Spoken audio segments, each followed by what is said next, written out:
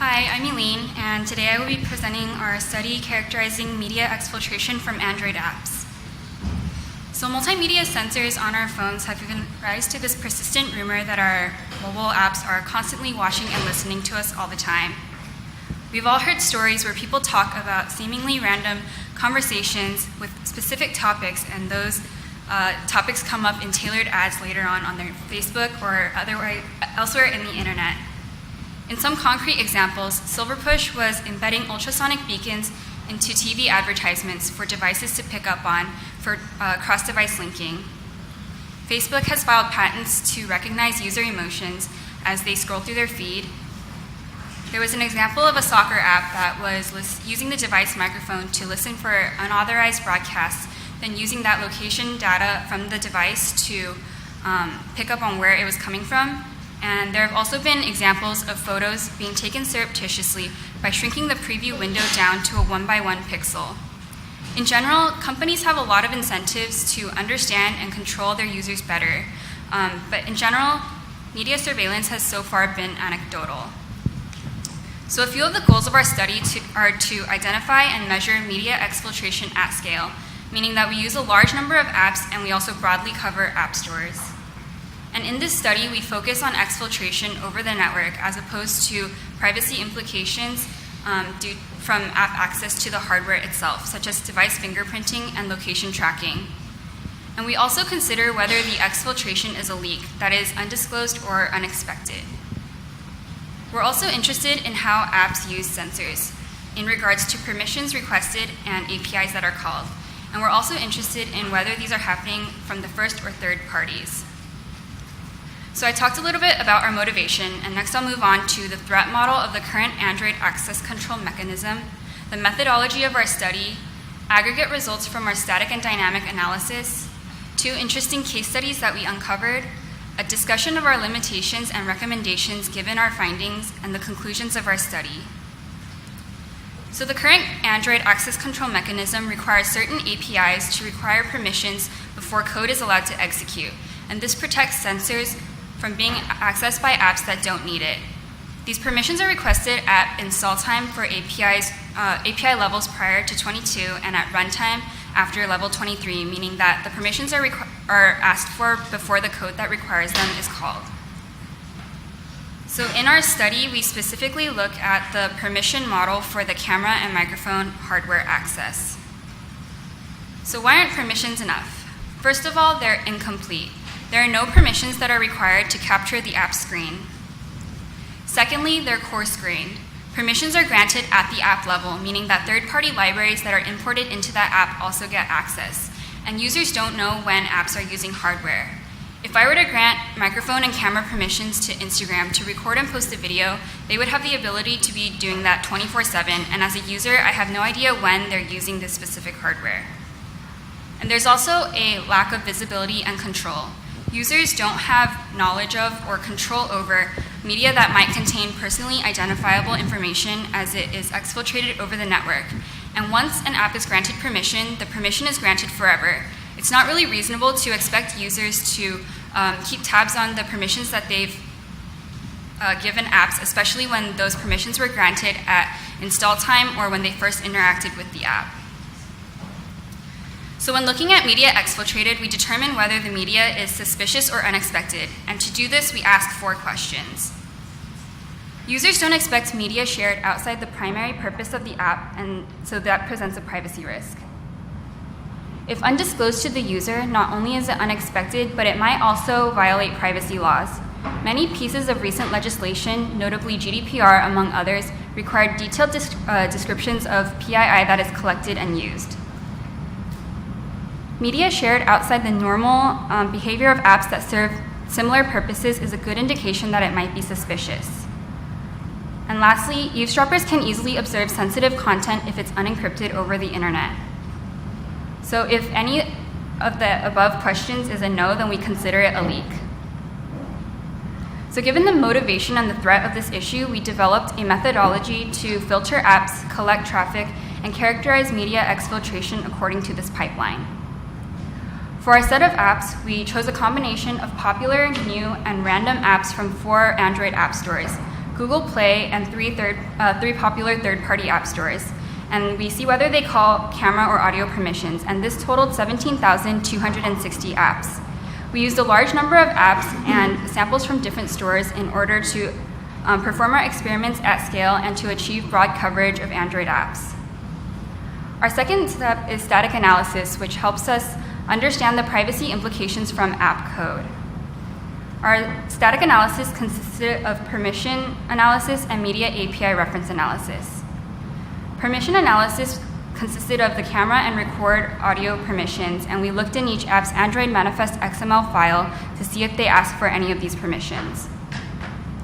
For media API references, we looked at the standard way of using the camera and recording audio and the video that's outlined in the Android SDK, and since there isn't a standard way of doing screen capturing, we use the straightforward code for programmatically capturing screenshots, and we decompile the apps to search for these method calls.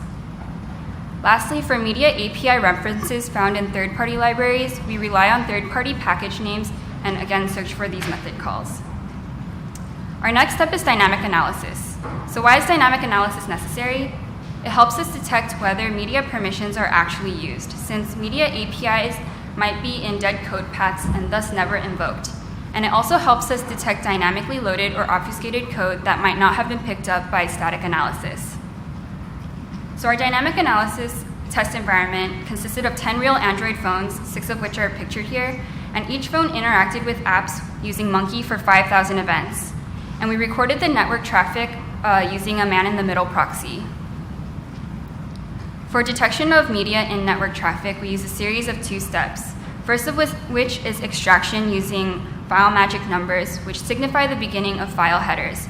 For example, JPEG files will always start off with FFD8FF. This chart shows the types of media that we are able and unable to detect, with the bold being those that can be natively produced by Android. This method gives us false positives, so those require manual checking. Our second step is validation. So how do we know that we capture a majority of file types? We use ground truth information generated by a test app that we developed, and we also use well-known benign apps that we expect to send media over the internet, such as Imager, Giphy, SoundCloud, etc. And we also verify detected leaks by manually interacting with the apps and replicating them. So through this pipeline, we're able to arrive at our actual media leaks. So from our static analysis, what do audio and camera permissions versus actual APIs look like? So in this chart, the blues are audio, the oranges are camera, the darker bars signify permissions, and the lighter bars signify API calls. And the y-axis is the percentage of apps over the App Store set. So we find that overall the app stores, there's a significant number that call audio and camera permissions. We also find that apps tend to be over-provisioned in their permissions, meaning that a lot of apps are asking for permissions that never get used. We also find that in the Me.com and Google Play Store sets, they tend to ask for permissions and call APIs more frequently than ANSI and App China. And we also find one exception where the API calls for the audio in the Google Play Store were called more frequently than permissions were asked for, meaning that some of these apps are buggy since they can't execute that code without the granted permissions. So for our dynamic analysis results, we found 21 cases of detected media, and 12 of these are considered leaks according to our previous criteria of being unexpected or unencrypted. And 9 of these cases were shared with third parties. So our first case study is photography apps. We found that a slew of apps that do photo editing do their photo editing on the server side, meaning that the photo is sent to the server to get processed. And this is done without any notification to the user. In many cases, the apps have no other functionality that requires an internet connection, such as social media sharing or posting to a public feed, or even downloading new photo filters, which gives users reason to believe that the photo is never leaving their device. In 5 of the apps, the privacy policy vaguely discloses collecting private information, including photos, and one of the apps didn't mention this at all. Our second case study is screen recording, which is something we hadn't expected at all at the beginning of our study. We found that GoPuff, an on-demand delivery app, was sending screen recordings of user interaction where PII was exposed, in this case a zip code, and this was leaked to a third-party domain belonging to AppSy. Appsy is an apps analytics platform that touts screen recording as a feature and places responsibility on developers for hiding sensitive views. However, we find that few apps actually use the API method of doing so. Out of the 33 apps in our app set that use the Appsy library, only 5 called the method. There's also a server-side way of hiding these sensitive views, and it's unknown how many apps use it, but in a conversation with the GoPuff CTO, he didn't even know it existed, so. We responsibly disclosed this behavior to all applicable parties, and GoPuff pulled Appsy from their Android and iOS builds, and they also updated their privacy policy accordingly. Google reviewed GoPuff and Appsy and took appropriate actions according to the statement they gave us. And after some back and forth with Appsy about the privacy implications of this behavior, we were ultimately met with no response. So a couple of the limitations of our study are that we don't detect translated media formats. So for example, if audio is transcribed into text and that text is sent to the server, we don't detect that. We also acknowledge that controlled experiments don't replicate environmental conditions such as voice triggers or facial recognition. And we also don't detect the intentional obfuscation of traffic, although we are able to bypass TLS encryption using MIDM proxy. So our work was covered a bit in the press, and it was motivated by this question: is your smartphone spying on you? On one hand, many were relieved that we didn't find cases of audio files being transmitted. However, the screen recording behavior was disturbing enough that many still constituted it as spying. So given this type of alarm, access to the screen should be protected by the Android operating system, like the camera and the mic hardware permissions, or users should at least be notified and be able to opt out of this kind of behavior by not installing the app. And furthermore, main app and third-party permissions should be separated, as users may have different behavior in granting these permissions if they have more granularity as to what these permissions are used for. In conclusion, we find that most apps tend to have over-provisioned permissions, meaning that they're susceptible for abuse from third parties. We find 12 cases of unexpected or unencrypted media, 9 of which are shared with third parties. And we also find a case of screen recording video that was sent to a third-party library with sensitive input fields in the video and with no permission or notification to the user. For more information and our data set, you can visit our website, and that's all. Thank you.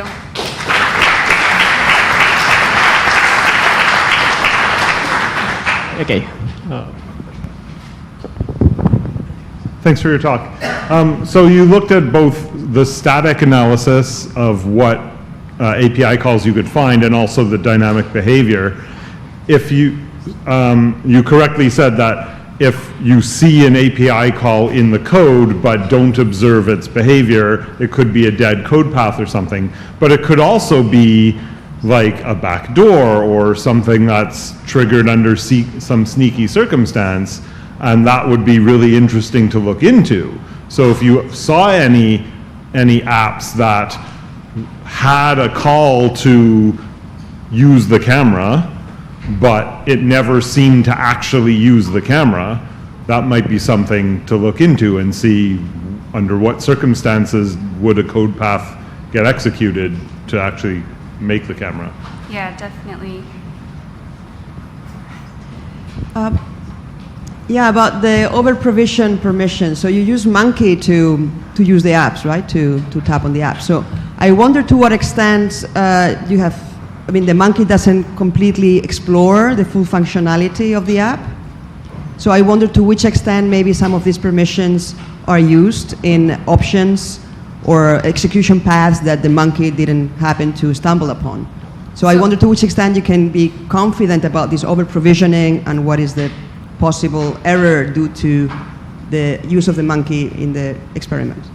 So the over-provisioning of apps that we were looking at was based on static analysis, so based on the API call, whether it's called in the app code. Thank you.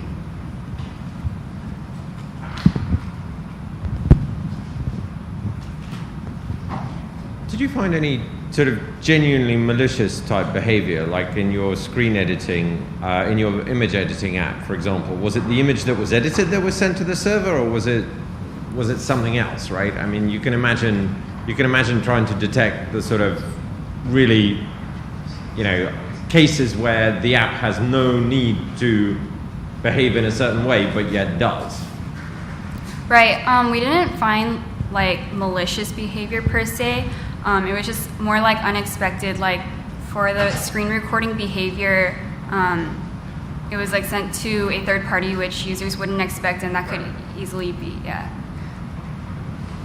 Okay, so on the screen capture kind of side of things, is it possible for app A to capture a screen of app B or not? Because if it can only do a screen capture of its own app screen, of course it could just send the data off remotely and reproduce the screen capture on a virtual machine instead. What's the risk with the screen capture in that scenario?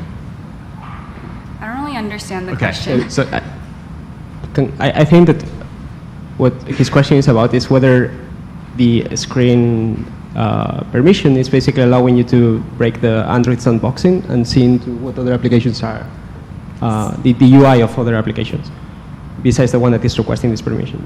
But yeah. Oh, no, it's in the foreground. So there's another API, the media projection API, that allows you to do that. But in our case, we were looking at the one that doesn't, like the method that doesn't require permissions. Yeah. And it only captures the app's foreground. Okay, so that seems much less scary than being able to capture arbitrary screen. Yeah, well, there's like other cases where there's like a lack of intent. For example, if you start typing a message into an app and then decide not to send it, for example, and that video is sent off to a third party, or like passwords and credit card information that could also be sent off to a third party. Okay, thank you. Okay, one final question. Oh, okay, so in that case, let's thank Elleen.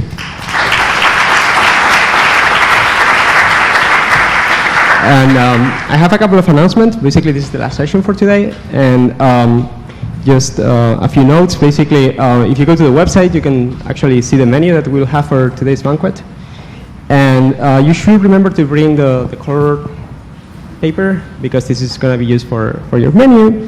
And also you can find there the details about how to get there, and it's basically within walking distance. It should take like 12 minutes. Okay. Thank you.